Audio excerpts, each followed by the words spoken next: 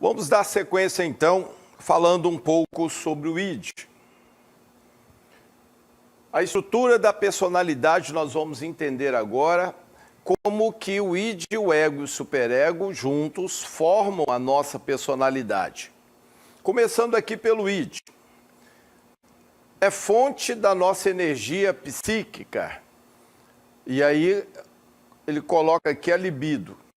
Essa energia psíquica é uma energia que te move, são pulsões que te movem rumo à realização de alguma coisa. E a libido é parte dessa energia psíquica, só que direcionada à multiplicação da espécie, a parte sexual. É o que nos move em direção ao outro, à outra, para que haja multiplicação e perpetuação da espécie. É uma estrutura biológica, e aí inclui os instintos. Os nossos primeiros anos de vida, a nossa primeira, segunda e terceira infância, ela é regida por instintos. Já falamos sobre isso também em Introdução à Psicanálise. Por isso, uma estrutura biológica. Você já nasce com essa estrutura pronta, pré-programada. E hereditária, porque já desde o nascimento você herda. Você já nasce com essa parte biológica e instintiva funcional. E que caracterizam o quê? O id. São características do id. É formado em parte por conteúdos biológicos e em parte por conteúdos recalcados. Opera pelo princípio do prazer, é amoral, desconhece o bem e o mal e é totalmente inconsciente. Então vamos entender essas partes aqui. Bom, conteúdos biológicos, ou seja, já naturais do ser humano, fazem parte de você. E em parte por conteúdos recalcados. Por quê? Porque a maioria dos impulsos que vêm do id, que são de natureza animal, quando o racional vai surgindo, a tendência é bloquear a maior parte deles. Nem todo desejo que surge pode ser contemplado, satisfeito. Quando muito novos, imaginamos que sim. Sentimos vontade de fazer alguma coisa e imediatamente nos lançamos a fazer. Pegamos, queremos tomar, não há preocupação se eu posso ou não posso fazer aquilo. Mas à medida que surge o racional, esse racional me conecta com a realidade. É possível satisfazer o desejo? É possível dar vazão ao instinto? Quando não, nós recalcamos. Já falamos sobre isso também. Que é enviar aquele desejo para o inconsciente. Lembram do quartinho da bagunça? Nós não podemos realizar. Não adianta ficar no pré-consciente incomodando esta pulsão, trazendo ainda o desejo, o instinto. Então, o cérebro lança no inconsciente e bloqueia. A porta do inconsciente, recalque, para manter esse material recalcado, sem ele estar incomodando a sua consciência, ok? Opera pelo princípio do prazer, instintos. Os instintos estão ligados a essas pulsões. São várias as pulsões primitivas, algumas no sentido da sobrevivência, nos dão o desejo de comer, de nos alimentarmos. Outras no sentido de sobrevivência, mas de autoproteção, a nossa autodefesa. Outros impulsos que vêm do id, a multiplicação, como nós já falamos. A necessidade de toda e qualquer espécie se perpetuar, se manter. Isso só é possível se houver multiplicação. Então, é aquela força chamada libido, que é uma pulsão que vem do id, para a manutenção da espécie. O id é amoral, desconhece o bem e o mal. Exatamente porque é a fase do instinto. Eu não tenho ainda o meu córtex cerebral com informações suficientes, conceitos de certo, de errado, de bem e de mal, para discernir. Então eu funciono por instinto. É como o animal, quando ele comete uma ação errada, isso não é pensado. Instintivamente, ele cometeu uma ação. Exemplo, você, sem querer, pisou no rabo do cão. Ele pode reagir te dando uma mordida. Essa reação foi instintiva. Ele não parou para pensar antes de te morder. Foi um instinto provocado pela dor. Então veio um revide. Por isso não há conceitos no id de bem, de mal, de certo, de errado, do que é moral, do que é amoral. Porque esses conceitos nós vamos aprender à medida em que nos desenvolvemos. Esta é a parte do aprendizado, memórias de longa duração, que povoarão o nosso córtex cerebral, a área nobre e inteligente da nossa mente, que vai nos possibilitar migrar de uma situação e de uma natureza instintiva e animal para a natureza racional e social. E, por fim, é totalmente inconsciente. Por quê? Todos os impulsos, todos os instintos que vêm à nossa mente, que procedem do inconsciente, eles não são analisados, eles não são pensados.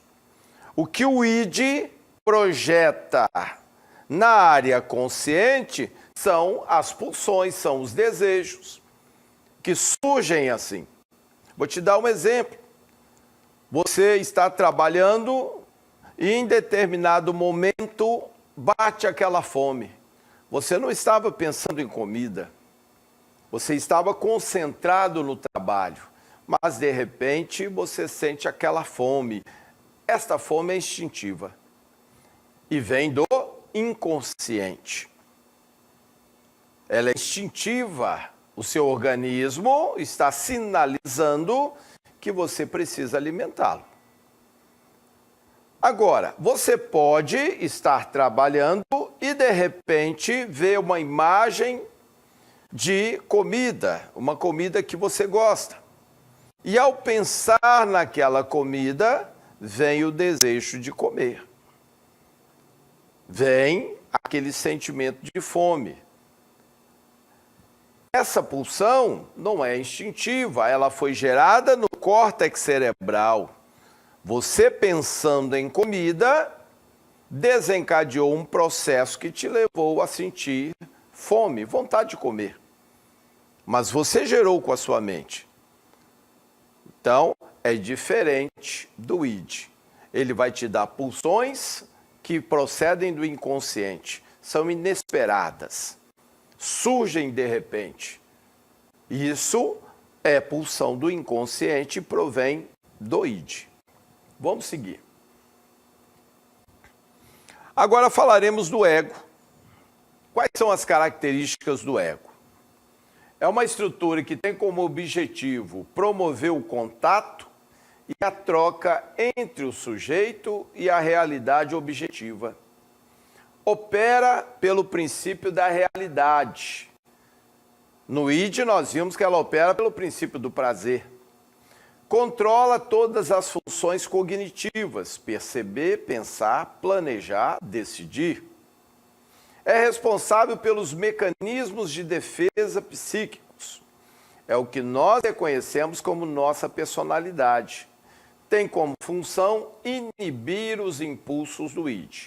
Então vamos entender isso aqui. O id eu tenho pulsões que me levam em direção ao desejo, a buscar a satisfação de um desejo. Cada pulsão é um sentimento, é um desejo, e que leva o indivíduo instintivamente na busca do desejo. Assim se move a criança. Assim vamos nos desenvolvendo. Mas à medida que vamos interagindo com nossos pais, com nossa família, com cuidadores, nós vamos aprendendo conceitos de certo, de errado, até onde podemos ir, direitos. E aí o nosso córtex cerebral começa a funcionar de forma racional. É aí que surge o ego. Por isso que aqui nós temos uma outra realidade. Ela busca esse contato, essa troca entre o sujeito e aquele que o rodeia, ou essa realidade externa, mas trazendo esse conceito do que é real. Não basta desejar. Eu preciso entender. É possível realizar? É o tempo certo? É aceitável o que eu estou querendo? Está de acordo com as normas sociais? Isso faz parte do racional. Instinto não tem nada a ver com isso. O id te dá o desejo e pronto. Ele não entende esses conceitos. Os tais estão no córtex cerebral, dentro de um funcionamento racional. É como o ego funciona. Opera pelo princípio da realidade. O que é de fato real. Não basta eu desejar tocar o meu carro por um carro desejado, muito mais caro que o meu, se ao fazer as contas eu percebo que não vou ter como pagá-lo. Esta é a realidade. Não cabe no orçamento.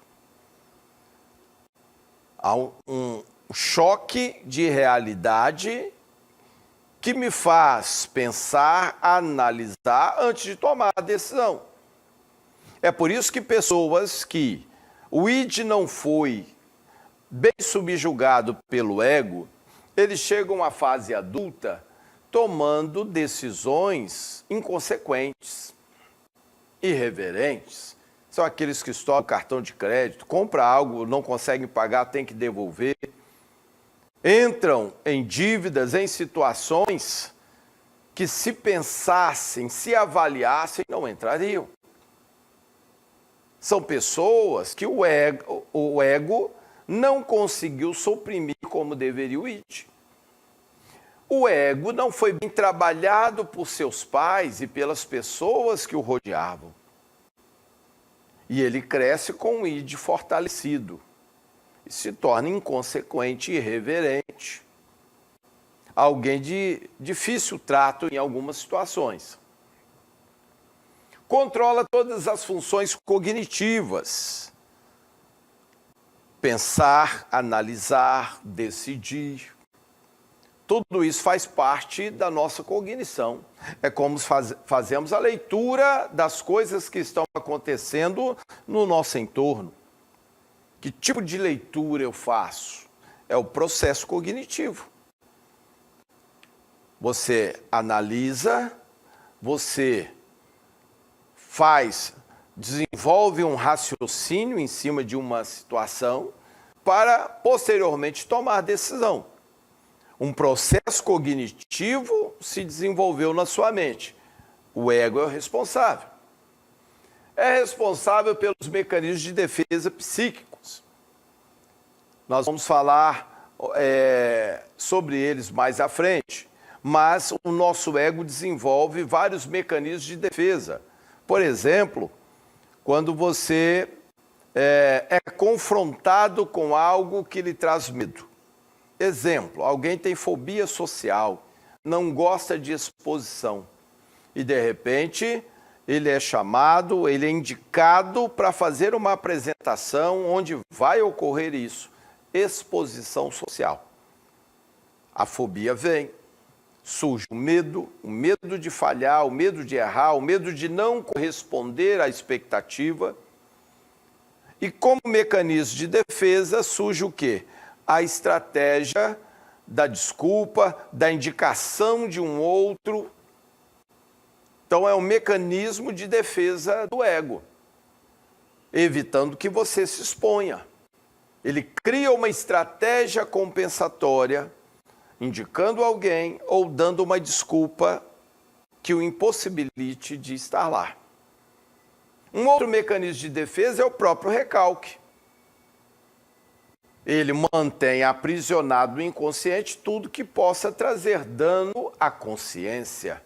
Exemplo, memórias traumáticas. Tudo que é traumático, tudo que traz dor, vai atrapalhar o seu desenvolvimento. Então o ego lança para o inconsciente, recalca, e isso é um mecanismo de defesa. É o que nós reconhecemos como nossa personalidade. Por quê? O ego é a parte central. A sua personalidade, ela depende de um equilíbrio entre id, ego e superego. Porém, id e superego são influenciadores. O ego é quem toma a decisão. O ego é quem escolhe ouvir o id ou ouvir o superego, ceder a um ou ceder ao outro. Por isso que o ego acaba sendo a nossa personalidade final, que está sofrendo influência do id e do superego. E aí, dependendo desse tempero, desta balança, eu tenho um tipo de personalidade. Então, a personalidade, ela é formada no seu desenvolvimento. O seu temperamento, você já nasce com ele. Vai te acompanhar o resto dos seus dias. Você consegue domá-lo, melhorá-lo, mas ele não vai mudar. Já a sua personalidade, ela depende desse composto, dessa tríade, id, ego e superego, e de como isso está dosado. Então, é possível agir aí. É possível fazer mudanças aí. E, por fim, tem como função inibir os impulsos do id, inibir os instintos. Ego é um funcionamento racional e social. Id é instintivo. O crescimento do ser humano, a excelência do ser humano, se dá num comportamento racional e social. Então, parte da função do ego é suprimir ou inibir as pulsões do id. Manter isso sob controle. Determinar quando e o quanto ele pode ceder. Ou seja, o ego precisa estar no controle. E por fim temos o superego, a excelência do ser humano. O superego é o representante interno das normas e valores sociais. É a lei internalizada, autopunição e autocontrole pelo sujeito a partir de sua relação com o pai e a mãe. E aqui, entre parênteses, complexo de Édipo, que falaremos um pouco mais à frente. Representa também um ideal de perfeição para o ego. Vamos lá. Então, eu tenho o id gerando instintos, pulsões e a inconsequência natural da criança. Eu tenho o ego, um funcionamento racional que me conecta com a realidade. Eu aprendo que nem tudo que quero eu posso, eu devo, ou é o momento. Ego me traz para a realidade. Agora, é difícil suprimir as pulsões do id, porque o id te traz o que é prazer. O id te traz desejos, vontades. E como é bom satisfazer nossas vontades. Mas o ego traz a dura realidade. Nem sempre eu posso satisfazer as vontades e as pulsões do id. E mesmo suprimindo essas vontades, muitas vezes não era exatamente o que eu queria fazer. Fica aquele sentimento, deveria ter cedido à pulsão do id. Quando eu avanço para o estágio do superego, a coisa muda um pouco. Porque essas normas sociais, o que é certo, o que é errado, o direito do outro, o meu, valores, ética, moral, todo esse pacote, com o passar do tempo, começa a ficar internalizado em nós. Porque estamos convivendo em sociedade, lidando com leis, lidando com regras, e com o passar do tempo isso começa a fazer parte de você. O superego é essa excelência. É quando cumprir ou ceder para as regras sociais não é algo pesado mais para mim. Ao contrário. As regras sociais agora fazem parte de mim. É como eu funciono. E já não há tanto conflito entre o que eu quero fazer e o que eu posso fazer. Agora eu compreendo. Por que não posso? Não é a hora. Isso já não me traz dor. Então nós podemos dizer que o superego é uma fase do nosso desenvolvimento em que alcançamos ou nos aproximamos da excelência como ser humano. Não que iremos alcançá-la de forma plena. O superego está mais para o ideal, aquilo que seria o ideal do comportamento humano, mas que, como você sabe, não é o que encontramos por aí. Nem sempre observamos essa excelência nos nossos pares, nas pessoas com quem convivemos. Mas este é o ideal do ser humano. O teu cérebro tenta te levar para esta condição. E aí voltamos àquela imagem anterior, onde eu tenho o ego no centro, eu tenho o id fazendo influência. Na infância, muita influência, ele predomina. À medida em que eu desenvolvo, o ego vai assumindo o controle e vai suprimindo muitas das pulsões do id. À medida em que eu envelheço, amadureço e vou envelhecendo, o superego começa a exercer uma influência maior. E o papel dele é suprimir todas as pulsões do id. É tentar me levar a uma condição de total equilíbrio e alinhamento com todas as regras sociais do meio onde eu estou inserido. Por isso, a excelência do ser humano. O ideal de perfeição para o ego é quando o próprio ego em si avança. Não apenas cumprindo regras, mas assimilando as regras sociais para si. É aí que elas deixam de ser pesadas.